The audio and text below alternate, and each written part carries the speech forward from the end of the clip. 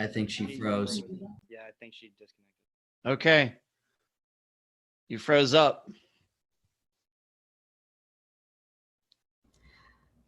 I don't know what happened there.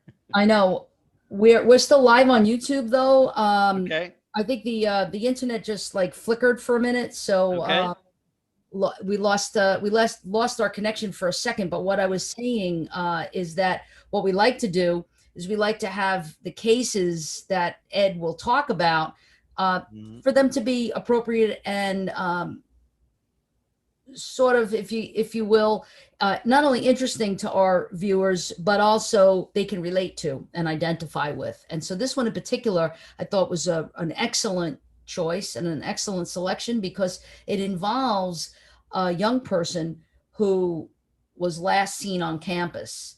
And I know that many of our students, some of whom live on campus, some of whom are attending classes on campus, obviously, some programs that we have, like our PhD program in criminal justice and our master's in criminal justice, that's just online. And so there's not a reason to come onto campus. But, and we have a public safety department that is outstanding. And we have a lot of security in place at our campus.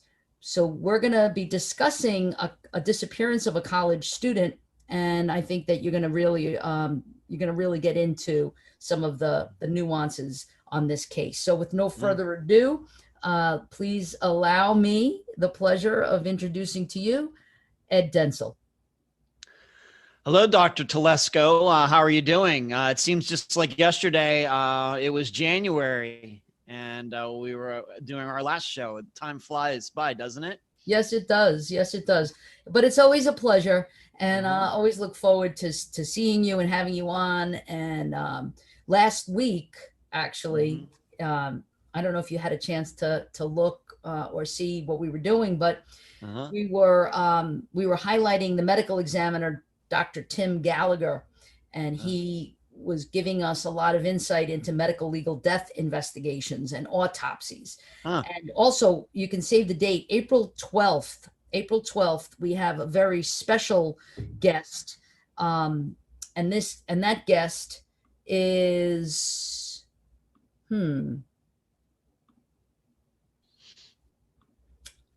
not sure who these people are that are coming on, but we're putting them in the waiting room.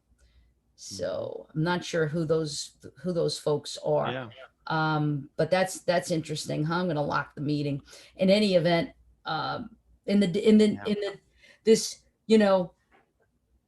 time of Zoom, sometimes we have Zoom bombers and Zoom situations that happen, and we have to make sure that we're putting a tight rope on that one. But so April 12th, we have an amazing guest, Dr. Catherine Ramsland, and she's going to be speaking about Confessions of a Serial Killer. And I think you might find that fascinating too. So just wanted to let you know the medical legal death investigation, well, that passed because that was this past Thursday, but the one that's coming up that I think you and your viewers might be interested in if they like that kind of thing, Confessions of a Serial Killer. And our guest, Catherine Ramsland, is world-renowned author, forensic psychologist. So anyway, it's all you. Oh, it's all me? Okay. All you now. What's good to be back on with you. Yes, this month, February of 2021, the disappearance we are covering is the disappearance of Joshua Cheney Guimond. Cheney is his middle name. He disappeared from Collegeville, Minnesota on November 9th of 2002. And he was 20 years old. I can tell you before we even get into this disappearance that this is probably one of the most perplexing disappearances that we've covered.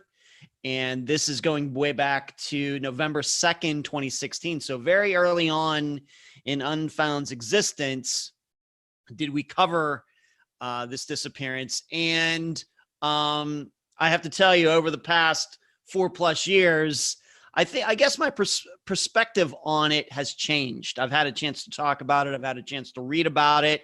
The disappearance has been put in one of the Unfound books that I've published.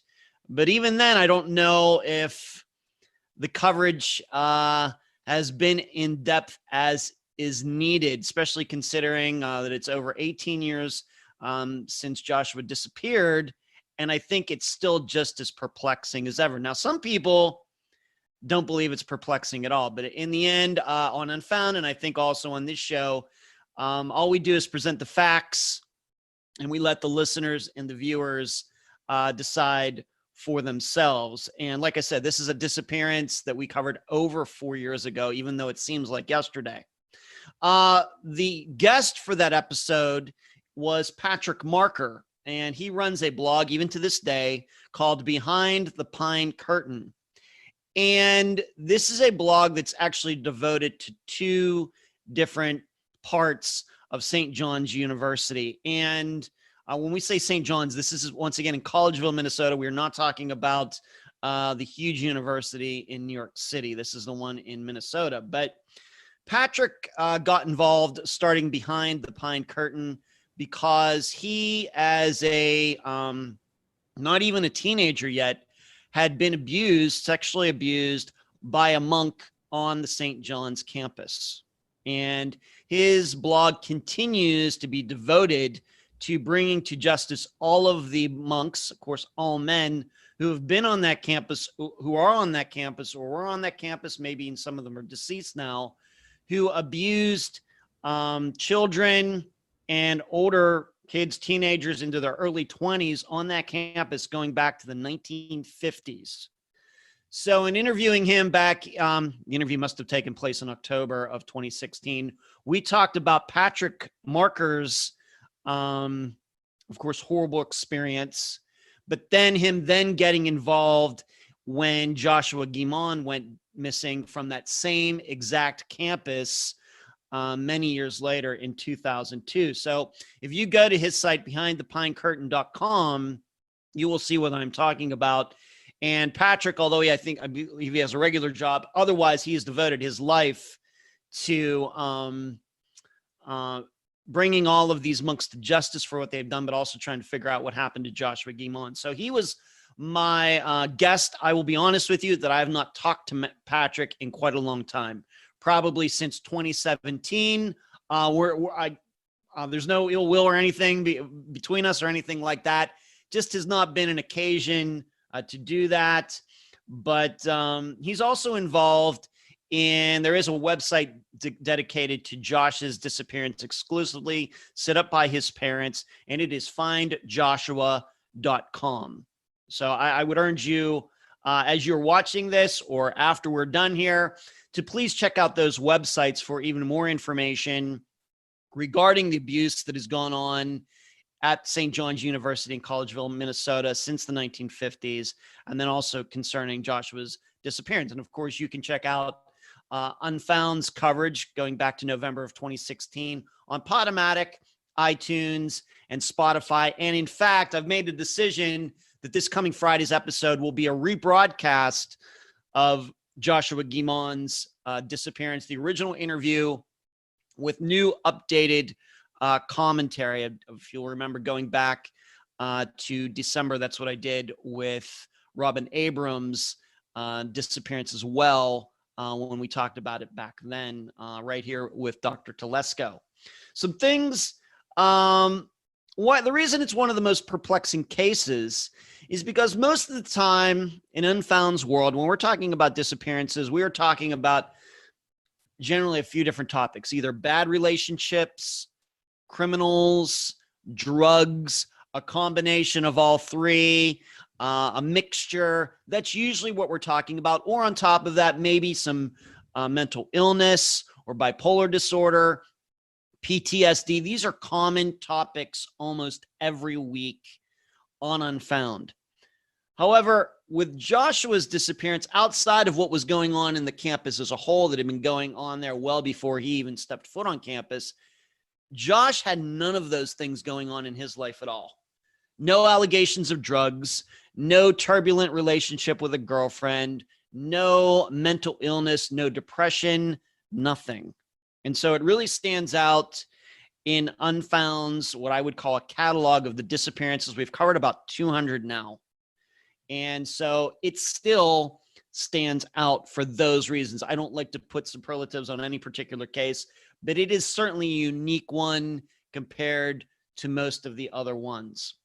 So as you're listening to what I have to say, just going over the general facts that I'm about to go over in a few minutes, I want you to be thinking about these three main points. Number one, how tough it can be to include or exclude a disappearance when a scandal is also going on. Is the disappearance part of that scandal or not? And I'm going to give you another example when we get to that of a disappearance that we've not covered on Unfound, but is a good example of that. Number two, everybody is a suspect when no facts lead to any particular suspect. And number three, too many people would rather believe the outlandishness with no facts than believe a reality with facts that turn their stomachs. And I will talk about these points after we're done going through these facts. But I want you to think about those three main points as I go through what was going on back in November of 2002. Like I said, St. John's, there was evidence of sexual abuse committed by the monks in the abbey on that campus going back to the 1950s. And it was covered up. And is very similar to what the Catholic Church did with its priests. Of course, that blew up in their faces in the late 1990s, early 2000s. And that's really when also all of this started to bubble to the surface regarding what had been going on the St. John's campus during that time. It all kind of happened, but in St. John's, it had been going on in their campus since the 1950s. And what's noteworthy about Josh's disappearance is there had been a change in college attitude toward it right before Joshua went missing. To that point, they had tried to hush it, and then they tried what you might call a new marketing campaign. And it was right after this new marketing campaign, and I think I might have sent a picture of that article to Dr. Telesco. I don't know if she's going to post it or not. But right after they started this new marketing campaign and moving forward from these scandals is when Josh went missing. So here are some things about Josh. He was very popular. He was outgoing. You will see articles on him, organized. Nothing turbulent going on in his life at all. However, at the time of his disappearance, there is evidence to suggest he was researching the history of abuse, sexual abuse, on the St. John's campus, particularly from the monks that were on the abbey that is on the St. John's campus. I should state, St. John's is an all-men's school. There's also an all-women's school near there. They are connected in some ways, but it is an all-men's school.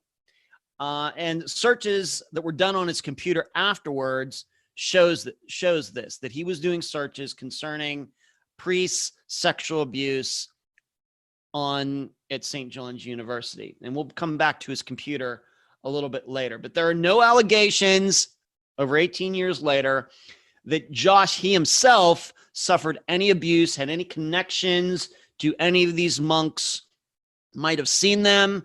We don't know if he knew them, was friends with them. We just don't know. He never complained to anyone about anything ever done to him. I think that's important to remember, although just because he didn't say something doesn't mean it didn't happen. So that night, it was a Saturday night, November 9th, 2002. Just like a regular Saturday night at most schools, he was with his friends. He was over at another dormitory, kind of an apartment-style dormitory. And there were 8 to 10 people there, all young men. Once again, this is an all men's school. And around 11 o'clock, the group that was there thought that they noticed that Josh wasn't there, and they had seen him leave, and they thought he just was going down the hall to the restroom, to the bathroom. Never came back. And when he didn't come back, they thought, well, maybe he just decided to walk back to his own dormitory. Now, his a walk, and I know the map was just put up there a moment ago, if Dr. Telesco will do that, was not a long walk. It was on the college campus. However, he did have to kind of go the long way around. There's like a creek between where he was and where he was going. And so he had to walk out to the street, go across this little bridge, and been in a matter of minutes, 5 to 8 minutes, maybe it even says on that map how long it takes for him to have walked from where he was to where he was going. And there you see the walking map there. It says 10 minutes. It's a half mile. Now, it would have been at night. I don't know what kind of lighting there is or anything like that, but you can go actually do a street view if you'd like to see what it's like during the day, but not far at all. This is not a college that is maybe like the University of Pittsburgh or USF here in Tampa, which is right in the middle of a huge city. Just a little college town is where he was. And so people believe when he didn't come back that he was walking back to his dorm. However, there is no evidence. I may have, but there's no evidence that he ever did actually walk back to his dorm that night. And once he left this gathering of friends, I don't know if I would call it a party or not, but he was never seen again. And so the next day, his roommate, among other people, and you'll see his roommate's name in articles that have been written, that were written at the time, they put out the word, hey, he wasn't here, and they started looking for him. And so within 24 hours, people started looking for him. Of course, they were looking at bodies of water, and over the next days and weeks, divers went down to 3 local ponds or lakes. That creek that you can see in the picture from the satellite view was searched. No signs of anything at all. And nobody has ever come forward in the last 18 plus years to say, yes, I saw Joshua Guimond walking on the street that night. Now, it's not like it's 3 a.m. These kids that were there said the approximate time was around 11 o'clock. So you might think it's maybe a little strange that nobody saw him walking, especially since it's a college campus on a Saturday night. Maybe not. But after the fact, later in 2002, so going into December of 2002, searches, of course, are still being done.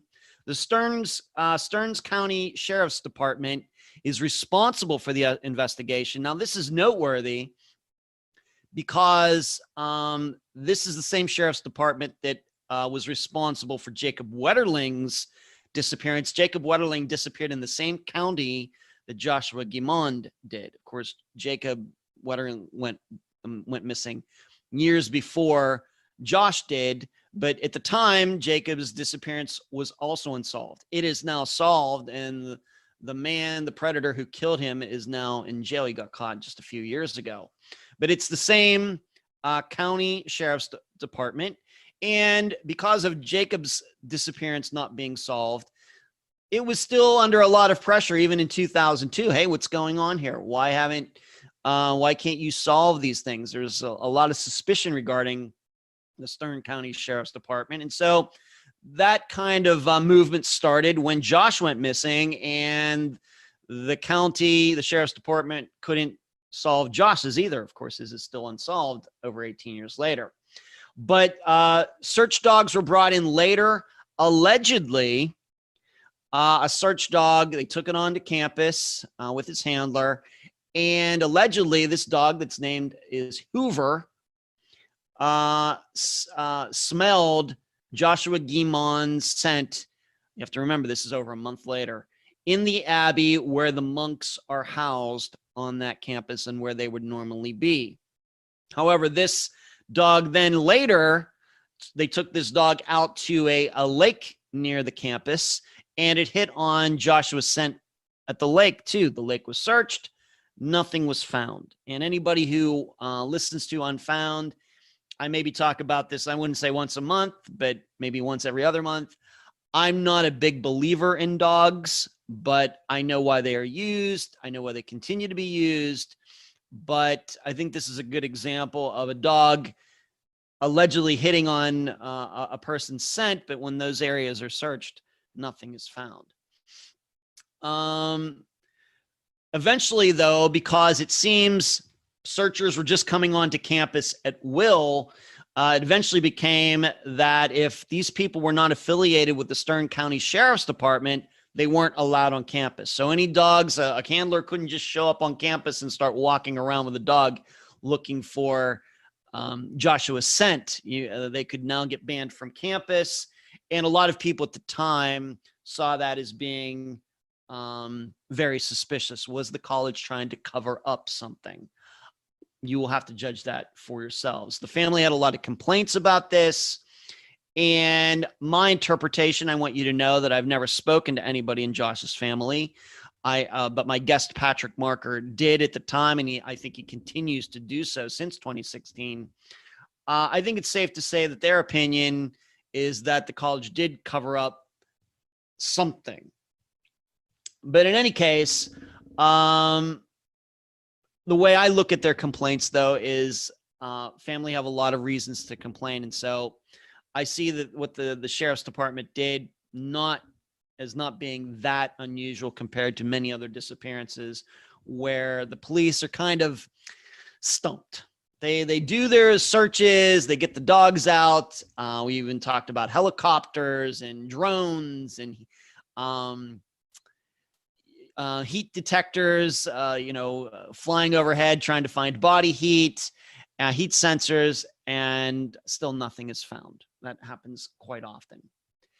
But one of the big issues that popped up after Joshua went missing, and it goes back to that computer that I mentioned earlier with the searches on it, was that when the computer was taken and more forensically examined, it was discovered that somebody seemingly after Josh went missing went into his computer and deleted a bunch of files. Now, you should know, at least on PCs, that you delete something, it's technically not totally deleted. And an expert can go in and find the file. At least that's the way it was in 2002.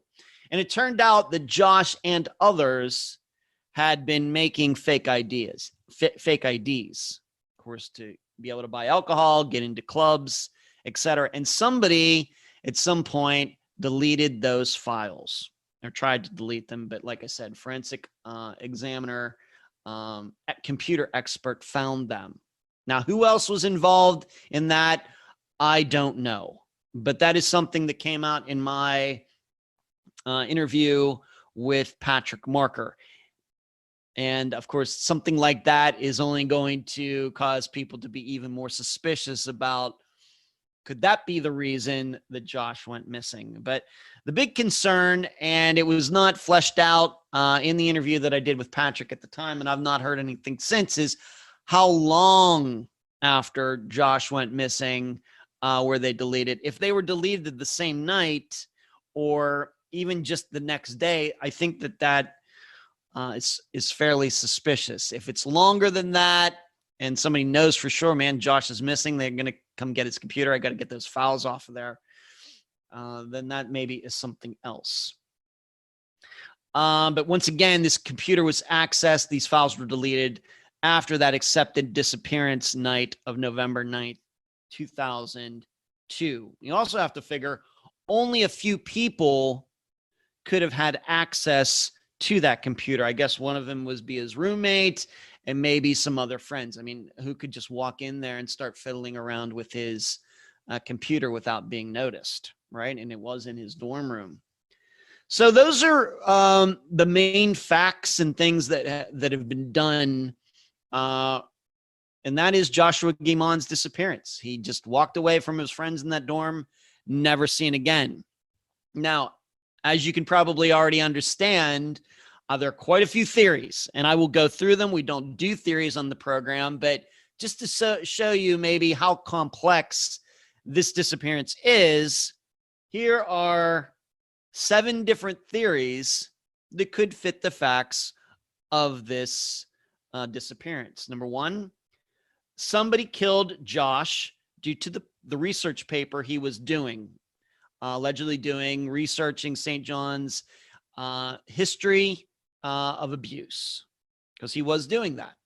Number two, Josh left to confront somebody about the scandal and was murdered. So he's with his buddies. Maybe he's underage, but he has the fake ID. Maybe they're drinking alcohol illegally. He has a few in him, and he just gets up and says, you know what? I've been researching this. I know where one of those offenders lives. I'm going to go confront that guy on this Saturday night. And so he goes and does that. Something bad happens. Number three, and this is a theory that was discussed. Patrick brought it up during my interview with him. Could it be that Josh was walking back to campus and he got hit by one of these monks? And it was well known there that some of these monks did have alcohol problems. Was one drinking and driving, hit Josh, and then was there a cover-up? Number four, Josh drowned in the lake and the college covered it up. Now, this is important. These cover-ups are important because, like I said, right before Josh went missing in October of 2002, the college started a new campaign in which they finally acknowledged what had been going on at campus and said they were going to correct everything and we're going to move ahead. And the thought, I'm not saying I believe this, but it's out there, is that they were afraid if a young man, of course, got hit by a drunk driver on their campus, especially if it was a monk or somebody on the faculty, that would ruin their new, the new and improved St. John's University in Collegeville, Minnesota. In addition, going back, Josh drowned in the lake and the college covered it up. The last thing they would need is this new marketing campaign, and then a young man is found drowned in their creek or a pond, lake on campus. These are just some thoughts out there. I'm not subscribing to any one of these. I'm just telling you, this shows you how complicated this is. Maybe something having to do with the fake IDs. Number five theory. Maybe something having to do with the fake IDs. Did he leave at 11 o'clock because he had made some fake IDs for somebody and he was going to get paid and the transaction went bad? There's no evidence that he was getting paid to make these, but maybe. Number six, something happened at the party and the friends, all those people there, those guys, covered it up. Did something happen at the party? Maybe he really never left the party on his own. That something happened there. There was a fight. Something happened. And because they were all afraid they were going to get in trouble, they covered up Josh's death. Maybe it was even an accident, but they knew they were doing something they shouldn't and were worried about getting kicked out of school. That theory's there. And then number seven, could it be that Joshua Guimond simply just did walk off? Even though it didn't seem he had any reason to do so, seemingly no depression, was doing well in school, popular, friendly. Could it be that really on that Saturday night, he just walked off? And the tough part about that is that happens. It does happen. That is a reality. So going back to the first 3 points that I brought up in very general terms, let me now apply those to Joshua's disappearance specifically. So number one, going back to disappearance, scandal, how do you separate one from the other? So if Josh was murdered due to the scandal, what made him unique? Because no other student on the St. John's University campus in Collegeville, Minnesota has gone missing or has been murdered since Josh went missing in November of 2002. So, and many of them, of course, now know about what has gone on in the campus and have surely researched it.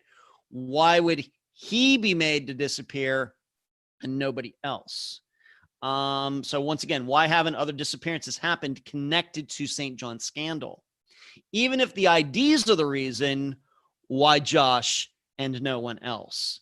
Now, there's another good example of this kind of also what I mean, although it's a disappearance that we've not covered on Unfound yet, surely I'd like to, is the disappearance, and I hope I get her first name right, Sneha Phillip, who and of course, Dr. Telesco, being that you were there and saw it firsthand, She was a physician in the medical field in New York City on September 11th. And she went missing.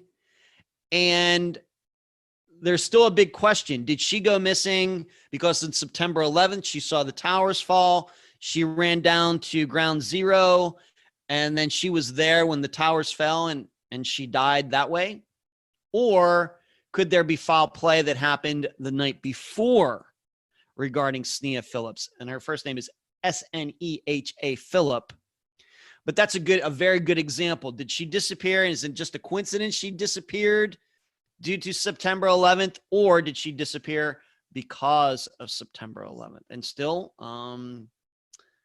almost 20 years later, we're still not sure. I think you can apply that to Joshua's disappearance as well. Number 2, there are 0 suspects in Josh's disappearance. Well, there are many suspects, I should say, but no facts pointing at any of them. Thus, anybody at the party and everyone else has continued to have this cloud over all of them for almost 20 years. And this is why it's important to define and name suspects if possible. And that's what we do on Unfound, because it can be very difficult for all of those people who are innocent. Now, it's a little tough in Josh's case, but this is a perfect proof. When you can't point out suspects and name them and give facts and really good reasons to suspect them, then anybody could be a suspect. And that's the way it continues to be with Josh's case all these years later. To my knowledge, no one around Josh at the time is now known as a murderer, because it's very common in disappearances that are this old. You go back, you look at the people around that missing person. Do any of these, how these people lived their lives since their friend, their acquaintance, their girlfriend, their boyfriend went missing all these years ago. And number 3, getting back to the point I made about too many people would rather believe the outlandish with no facts than believe a reality with facts that turns their stomachs. Number 3, Josh could have walked off. Why? I don't know if we have any facts to say. All I know is we know that happens. It happens. Parents are leaving their children all the time. For all sorts of different reasons, going missing, committing suicide. However, we do have facts that show that other people with seemingly had no reason do walk off, yet people default to conspiracies like the smiley face killer theory, which I'm sure many of you have heard about. I'm not one who subscribes to that. I think there are no facts to support that theory. I think it's outlandish. But because of the circumstances of Joshua's disappearance, his name has at times been mentioned as, could the smiley face killer or killers have gotten to him? There are no facts to support that, but I think, once again, I think people subscribe to something like that because people, maybe the general public, don't realize that people do walk off and people do make mistakes and people do commit suicide with ever telling anybody that they're going to do so. Yes, some people leave suicide notes. Many do not. And with the smiley face killer theory, conspiracy theory, there is a belief that there's this roving group just driving all around the United States, pushing drunk young men or men walking home by themselves into rivers or attacking them, killing them, and then throwing them to the river. And all these years later, that theory is over like 12, 13 years old at least. There's no proof of that. Even though Dr. Telesco, this is a theory started, I believe, by a couple former NYPD detectives. I think that's the case. But I think people who subscribe to that, because the alternative is thinking that these things do happen and it has nothing to do but with those people themselves who end up dead or go missing. I think that some people have a hard time relating to that. And so we then search for some alternative theory, and that's how we go to conspiracy land. That's how I look at it after 4.5 years of doing Unfound and covering about 200 disappearances, because as you would expect, we run into a lot of conspiracy theories that people want to put forward regarding disappearances, and I usually reject all of them.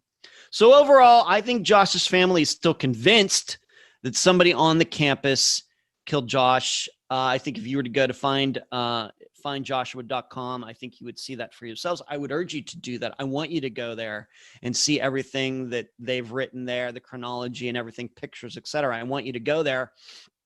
I also want you to go to Patrick Marker's site, Behind the Pine Curtain, just like Behind the Iron Curtain, but it's Pine Curtain. That I hope you will do that, and to check all of these facts out, even more information for yourselves. My opinion is that there are no facts to support any particular theory. I think all of those theories that I mentioned there are possible. I don't know how I'd put them in exactly in a pie chart percentage-wise, but all I can do is give you my thoughts based on other disappearances. And I think it's very wide open at this point. However, I do understand that given what was going on in the college at the time, that a lot of people are automatically going to go to the idea that Josh disappeared, seemingly was murdered because of the abuse that was going on campus, and he was trying to do something about it, and writing a paper about it, researching it, and somebody wanted him stopped. So that is the generalities of Joshua Guimond's disappearance. It stands as a unique one in Unfound's history. It really, really does. So there you go, Dr. Telesco. Wow. So that's fascinating. I'm glad that you made there's a couple of points that you made that I want to highlight, underscore. Number one, that this is not the St. John's University in New York City, where I was an adjunct very early on in my academic career. I didn't know that. I'm glad I mentioned that. Okay, I didn't know that. I taught there for a couple of semesters. What a great campus. Number one. Number two, the other thing I want to just kind of, again, caveat is that this is in no way meant to be offensive to any particular religion or religious affiliation or institution or anything like that. Absolutely not. This is, again, just the facts, It's just, you can go back and check the stories for yourselves. Exactly. Keeping it I'm not real. there. Keeping it real. And so I really loved your theories. I loved how there's like all these variables, things that could have went wrong. And probably the one that makes you go, is the fact that he was searching on his computer for something to do with what was going on in terms of this pedophile perpetration and all of that. But again, that could also just point to the fact that it was known on campus that this was going on, and then he was curious about it, and he wanted to explore this more.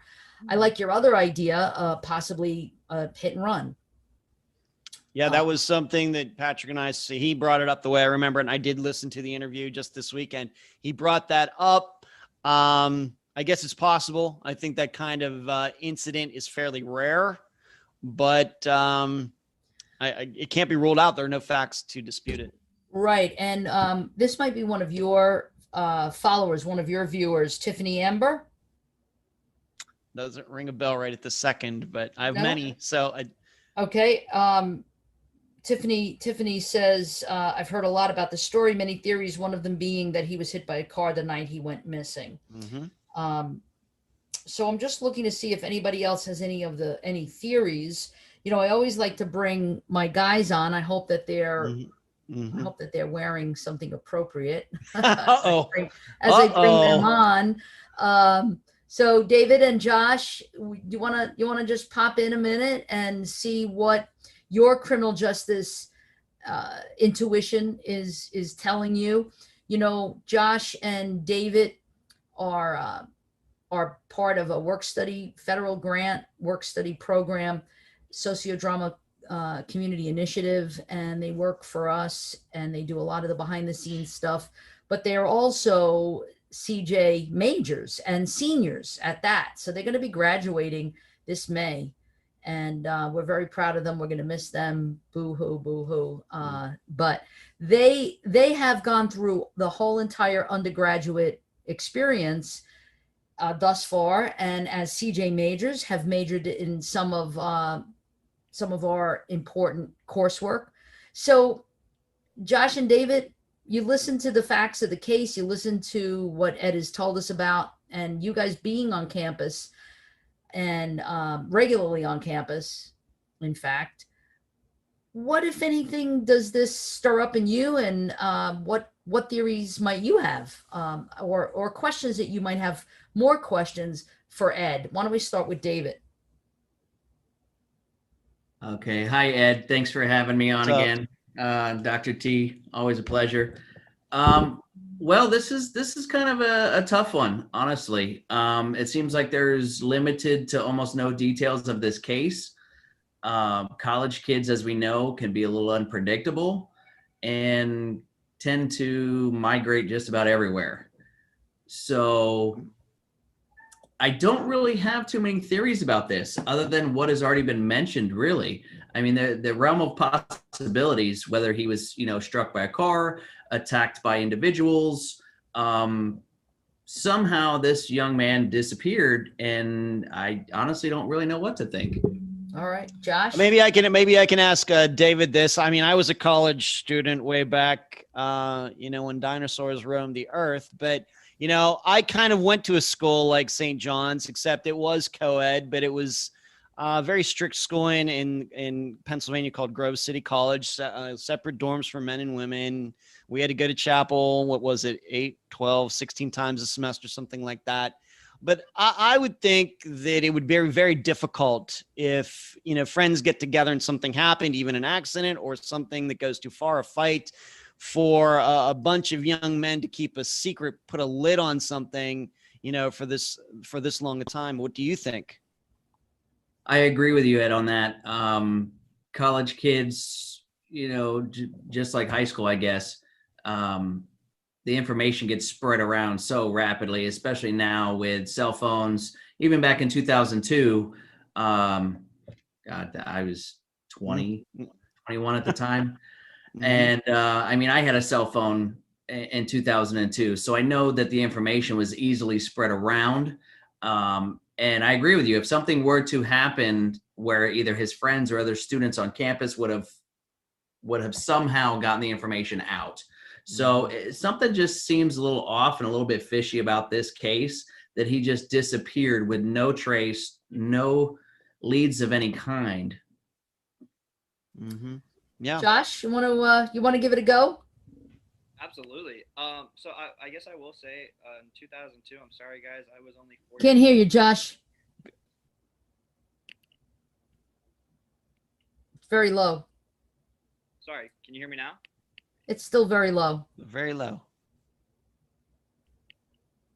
The reason that I'm bringing, There you much go. better. I'm Yeah. bringing Josh on because Josh is a member of fraternity, very familiar with the dorms, very familiar with, now NSU is not as big a sprawling campus. However, I don't know, Josh, how long does it take to get from one end to the other? So let's say where the medical school is all the way over to Mailman Hollywood. Okay. Well, that's definitely where throughout like this whole conversation, even kind of hearing you guys talk, and even like you said, Dr. T, basically even as kind of relation, since we're talking about dorms, just from the dorms to our main campus building that has all the classrooms, it's a good 5 to 8 minute walk. I used to have a longboard, so I would ride, but there used to be times at nighttime where if I had a class that went till 8 o'clock, I completely understand where if there was somebody who even had a disliking to you and had the mentality to where they honestly didn't care who was around or who could have seen, there's definitely multiple spots on the campus, even if kind of like you said, the theory of he was out drinking with the friends. And there's even been times where, like I said, even not drinking, but just there's been times where I've just wanted to go on a walk and taking the back ways around campus. So there could have been a chance where maybe there was some inner struggles. Like you said, he knew about all these issues to where he wanted to do that. But, of course, going to Nova, what really helps is kind of some of the classes, like criminal investigations and even just kind of forensic psychology. To me, it just seems like the mentality that it would take, for some of these people, even possibly from victimology. I remember constantly hearing about all it takes is for one student to kind of go off track on something, be in the wrong place at the wrong time, and then you have no idea what could have happened to him. But however, kind of like you said, I'm going to try and stay away from the theories since you've turned most of those down. However, it definitely sounds like there was somebody who wasn't agreeing with what he was trying to do, and basically just had the thought process where if that information got out, that there was going to be something bigger that led to it. I do love that every week we have like a new, I guess, theory, I would say, and every week it gets different. Like this one, it just definitely seems like somebody caught him slacking. He was, a little intoxicated. So he had no idea like where he was or where he was going. He was just trying to walk it off, and that steam caught up to him. He met the wrong people, and now we see, hopefully he's found. Let me ask you, being I got to ask David a question, I'll ask you a question. Being that it is a fact that somebody went into his computer after the fact. Now we have to go back to 2002 terms. This is probably, there were laptops. This is probably a desktop though, with a big tower and everything else going back to 20, years ago. If you're on campus and you have your computer in your dorm, how many people would you think would have access to it to be able to get into it if they needed to delete files saying you were doing something illegally and you disappeared? How many people would have access to it? No, and that's definitely one thing where even that actually kind of raises a question for me for like another possibility is I used to actually be in a 4x4 dorm room. So in that dorm, we would constantly have friends over, even if there was some point to where as one of the friends may have been in onto it, all it takes is for you to have a few people over, that computer have access, even as you said. If I'm not wrong, I feel like those desktops are some of the first that people learn to hack on. So all it takes is for somebody to be very computer misogynistic and then just have that one friend side with him and say maybe that he had some homework that he was supposed to give to him if he could check it out. It just takes those 2 seconds, like you said, for them to possibly try and go in there, switch it up. I mean, even kind of in like the old days here, I'll impress, since in 2002, I was 4. I feel like even in Ferris Bueller, which was, I feel like an 80s, 90s movie, he was using 1985, 86. Yes. Exactly, sir. Yeah. So I feel like they were definitely using those desktops to still, change his grade from his house to the computer screen. So that feels to me like, even though we're sitting here considering their old computers, that a friend was in on the conversation of what he was doing was wrong. They didn't want that to get out either. The guys paid the friends.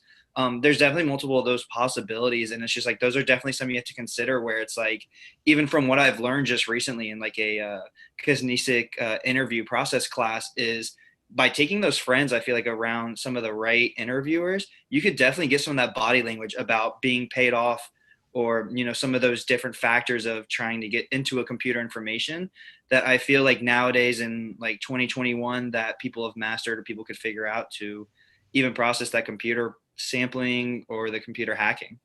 Okay. Thank you.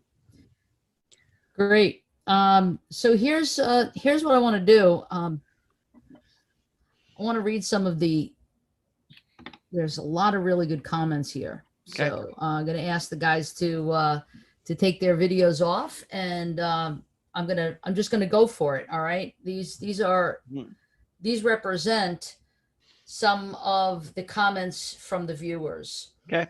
Starting with Kathy, and I think you probably know Kathy. I do know Kathy, right? I do. Hi, I do Kathy. know Kathy. Yes, I do know Kathy. Kathy says, I believe he was intoxicated, walked away, got lost, had an accident in a wooded area, and was missed in a lot of the lake searches. Do you think that is a possibility? I do. It's funny that what's not funny that Kathy has been a long time viewer and listener of Unfound. She's part of the Unfound think tank that we do every Sunday evening. It's a very private group that gets together to talk about the real details. And one of the themes that's been come up over the last couple months is how searches for missing people are flawed. And how many times the first or even the second time around through searches, remains are missed, even though they were there. And then the third time you go back through the same area, the remains are found. And so I've become even more doubtful about searches the longer I do this program. So I think Kathy, given what we now understand after 200 disappearances, is on very solid footing making that opinion. Okay, great. How about Delane Pelt? Mm-hmm. Okay, Delane says, I find it hard to theorize at all without actually hearing from the individuals that he was with before he disappeared. Was he very intoxicated? Was he bothered by something? They said if you look at the articles, the people that saw him that night, these friends of his where he was, say he was not that intoxicated, and it didn't seem like he was bothered by anything.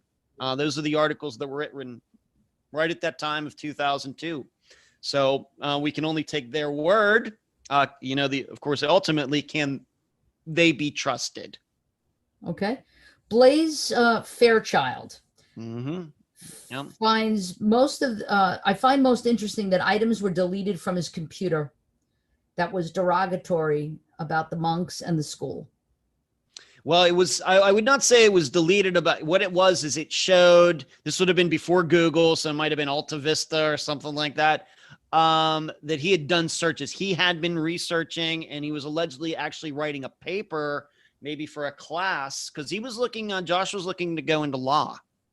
So he was researching it, and there was proof on his computer, looking at his search history, that he had done a search. There was nothing deleted. The only thing that were deleted, the way I remember it, was anything having to do with fake IDs, that somebody attempted to get rid of that information, but it was still found. Okay. Blaze Fairchild. No, that's who I just now mentioned. Ty Bello. And I think that Ty is one of my students. I remember earlier I was saying, oh, I don't know why people are coming in here. Who are they? Are we getting Zoom bombed? But as it turns out, it was my students.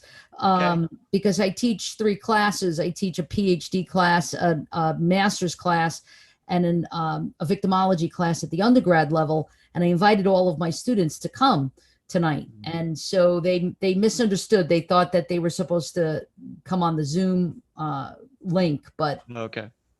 So anyway, so Ty is one of my students. And Ty says, I think the theory that he got hit by a car is quite interesting and could indeed be factual. It's true what David said about students being able to disseminate information to one another. So she's thinking that possibly the getting hit by the car, hit and run theory. Kim Sparkles. We have heard so many times about searches being done. I repeat repeatedly, and nobody found.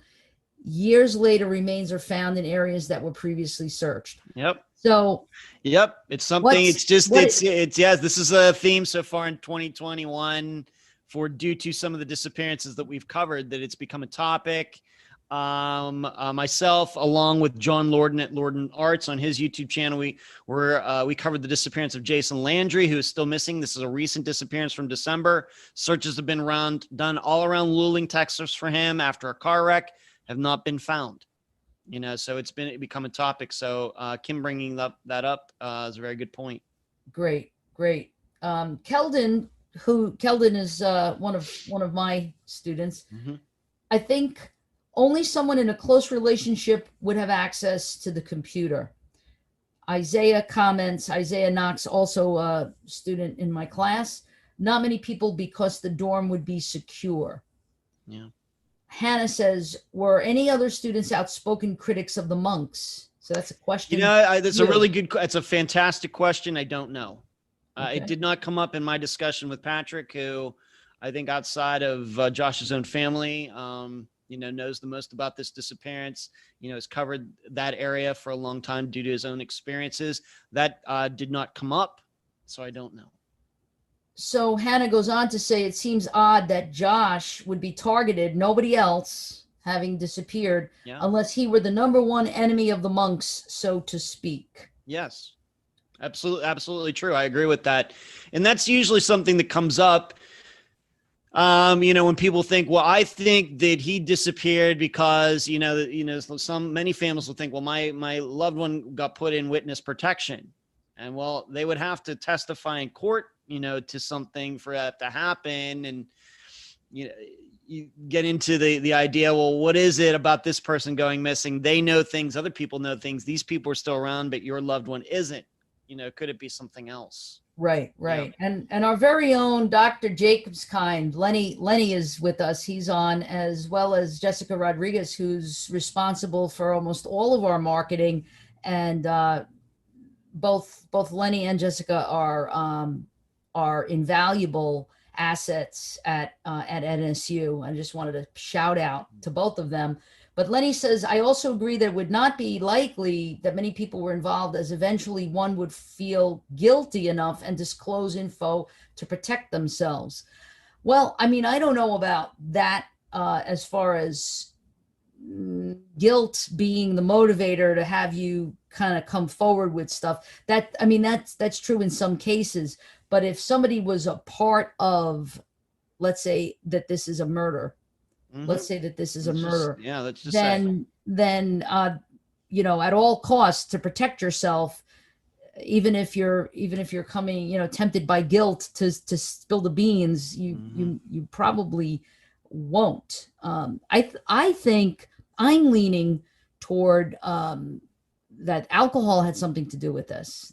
I think that variable is a big one, and what the gift that we can unwrap from that is, and anybody who's watching, who is an undergrad student or graduate student for that matter, who decides to have a party on campus and then, you know, wanders around on campus, how dangerous that can be. You know, we have a little lake. It's not a lake, it's a pond, really. But if you're an intox and you passed out, you know, you can drown, obviously. And so that's why we always are kind of raising awareness and raising consciousness around, we're not saying we're against alcohol use, but how dangerous that can be and how we place ourselves at risk. In fact, in my victimology class, we talk about precipitators. And I think that you and I, Ed, have talked about this as well, many times, how we're not blaming the victim, and we're not in the business of blaming the victim. No, absolutely not. Or let me not say but, let me say, and it's also interesting that sometimes there's precipitating factors. One of them is alcohol and drug use. And so we want to be careful because those lower our inhibitions, they impact our perception. And if you're drinking to the point where you're not aware of your surroundings, that can be problematic. Yeah. And, you know, and it's something that I brought up there at the end with the smiley face killers is that I don't like these types of things. When you start pushing these things off as conspiracy theories, what you push away, you accept the smiley face killer theory. What you push away is the idea is, you know what, people who get drunk, bad things happen. And I think it diminishes that. And I don't know why people who have subscribed to that particular theory, once again, it has been applied to Josh's in some places, is that I don't know why anybody's surprised that men or women who get drunk, some of them end up falling into a body of water. And we realize that drunk people can't swim. I don't know why anybody's surprised by that. Right. And so you ignore that, but instead you want to introduce some theory that people have been looking into and have not been able to prove it all. No facts of that, but it sure does get them a lot of time on TV. Exactly. So I just want to, again, highlight this particular slide. And I don't know, you would be able to tell me the best on this. Is this still a good number? If anyone knows anything to call. I doubt that the Stearns County Sheriff's Office number has changed in the last 18 years. I would be really surprised by that. But I mean, this is a good number for viewers to call. I think it is. Yes, yes. So again, did you want to talk about this particular slide at all?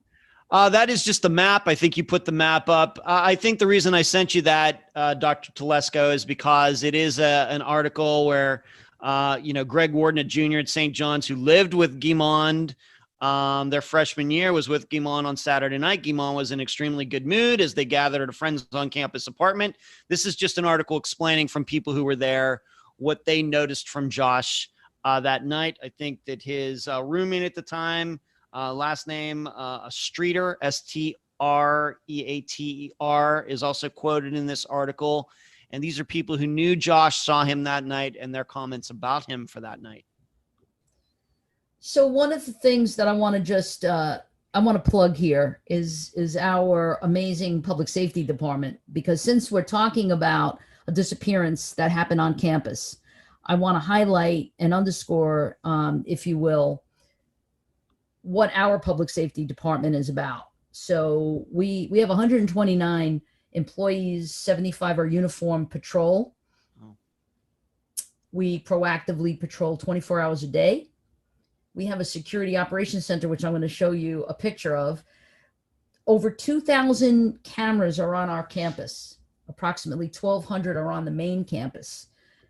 I don't know what St. John's I don't know at had. the time. I don't know. Yes. And, you know, I know one of the first things we might do in the cooperation with Davie Police Department, who are also assigned to our campus, between public safety, surveillance cameras, and Davie Police, I'm sure that they would be pulling all of this, you know, this surveillance video to see what could be, you know, determined as far as what happened to Josh.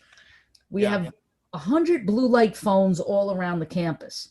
So that should make our Josh and our David, and any other student of ours feel confident to know that there's these blue light phones all over. The minute you pick it up, it goes right to public safety. Mm-hmm. And also we have 5 Davie police officers, as I said, assigned full-time to our main campus. And that's the number, 954-262-8999. That's got nothing to do with the disappearance of Josh that Ed is talking about, but it's good for us to know that's the phone number if we ever were in trouble and we needed to reach out. So look at this. I mean, this is the operations center. They are constantly doing surveillance. Wow.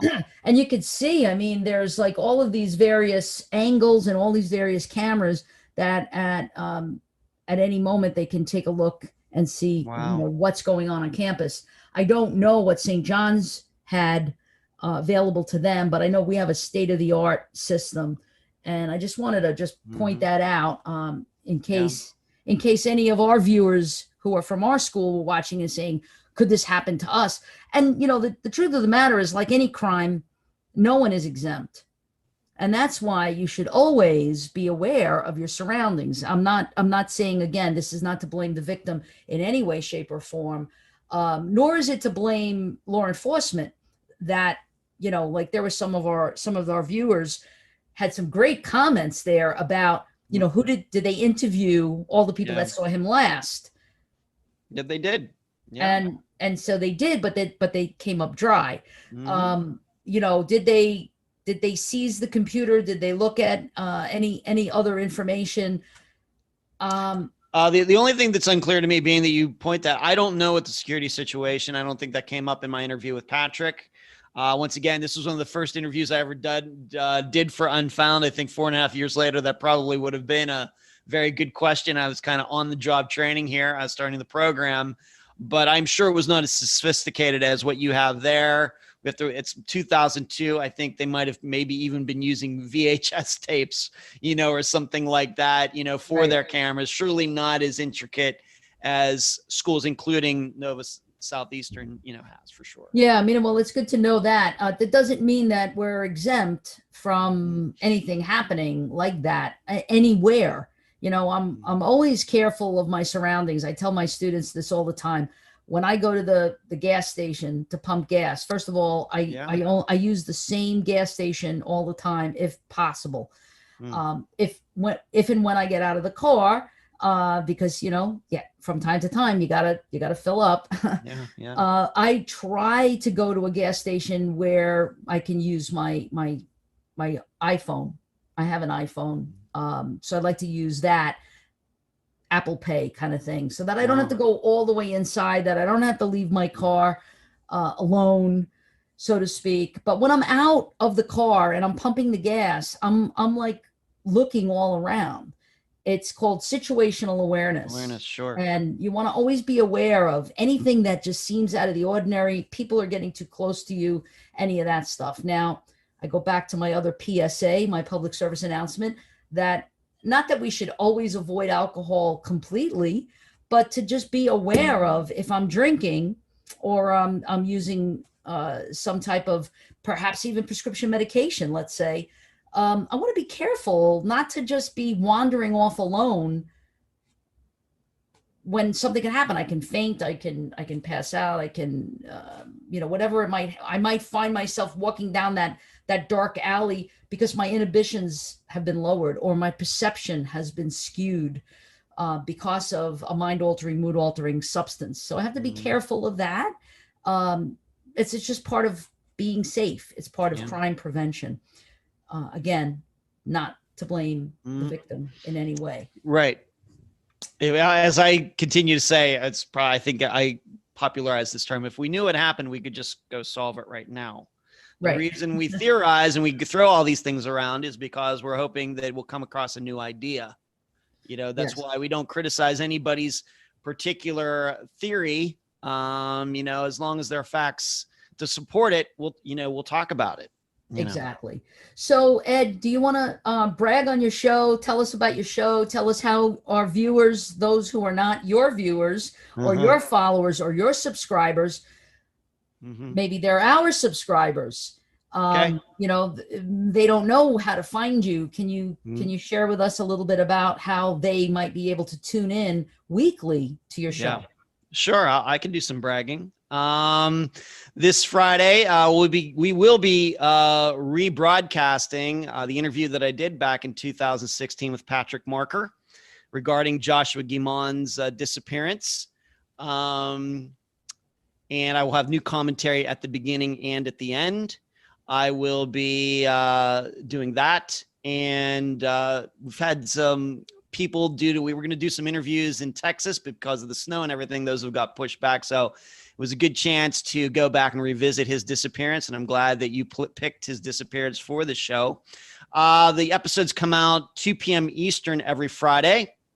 We are on Podomatic.com, Spotify, iTunes, Stitcher, the most popular podcast applications out there. I urge everybody also to go to YouTube, right here on YouTube, the Unfound Podcast Channel.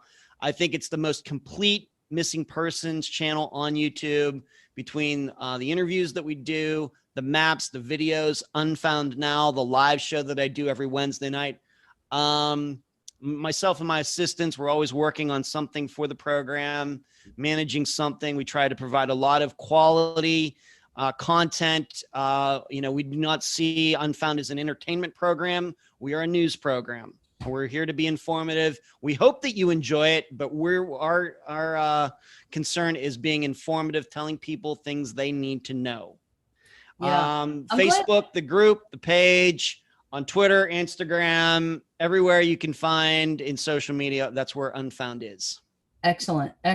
And if there's anybody who's watching, and I know you have a lot of your viewers here, your followers, if they can put the link to your YouTube channel in the chat, and then this way our folks can subscribe to your channel, and your folks. Yeah, I want all. Yes, I tell them to subscribe. Yes, I do that. Yes, so that would be really helpful. So for those of you who are watching us right now and you're watching us live, please be sure to go up to the word subscribe, hit subscribe, and then hit the bell so that you get the notifications for when we go live. The next time that we're going live, actually, I could just tell you, your viewers, Ed, yes, as well as ours. Very interesting. We're going to have something. March 11th is a very big sociodrama talking about addiction, talking about the stigma of addiction, whether it's alcohol, addicted to alcohol or drugs, opiates, whatever it might be. And it's a sociodrama, which is using theater techniques to raise awareness and educate audiences. And so we're going to be doing a sociodrama called Once an Addict, which implies once an addict, always an addict. And it has to do with stigma. So that's the stigma of addiction. That's March 11th. And then April 12th, as I had said to you earlier, those of you who are into serial killers, and when I mean into, I don't mean literally that you're into them, but that you're fascinated by it, that you're curious about it, that you want to know more about serial killers, please join us April 12th for Dr. Catherine Ramsland is going to talk about the confession of a serial killer. She's a world-renowned author. And the other thing I wanted to say, which I didn't say in the beginning, I made an assumption that everyone knows who Ed Dentzel is. Mhm. But Ed is a journalist. He was a former screenwriter, still currently though, right? I do a lot of Filmmaker? writing anyway. I still do a lot of writing for the program. Yeah. Yes. So he's Yes. he's a journalist by trade, really, and a screenwriter, an actor, and now is the host of Unfound. So again, thank you so much. After we get off, we'll talk about next month and when we want to do it next Yes. month. I Yeah. think we have to figure that out, and Sure. we will. Great. We definitely Yes. will. So thank you, Ed. Any last words? No, it's always a pleasure. Always a pleasure talking Great. to you. Great. Okay. And please make sure you go to the chat box and you look. We posted a lot of information about our undergrad, grad, and doctoral course offerings and programs. And please be safe, be well, and we'll see you the next time.